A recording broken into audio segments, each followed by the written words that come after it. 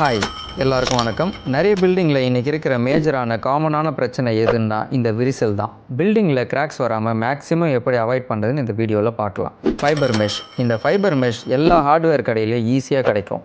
இதை பூச்சி வேலை பண்ணுறதுக்கு முன்னாடி யூஸ் பண்ணணும்.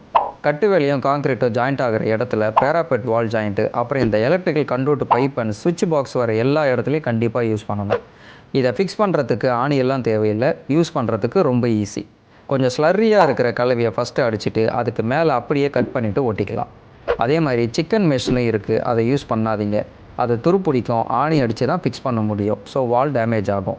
பட் இந்த ஃபைபர் மெட்டீரியலை செய்கிறதுனால தண்ணி பட்டாலும் துருப்பிடிக்காது, லாங் லாஸ்டிங்காக இருக்கும். இதை கட் பண்ணி பேஸ்ட் பண்ணுறது ரொம்ப ஈஸி. ஸோ இந்த மெத்தடில் ஃபைபர் மெஷ்ஷை யூஸ் பண்ணால் அவங்க பில்டிங்கில் கிராக் வராமல் மேக்ஸிமம் கண்ட்ரோல் பண்ணிடலாம்.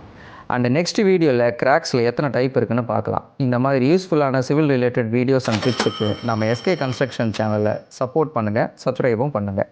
தேங்க்யூ, நன்றி.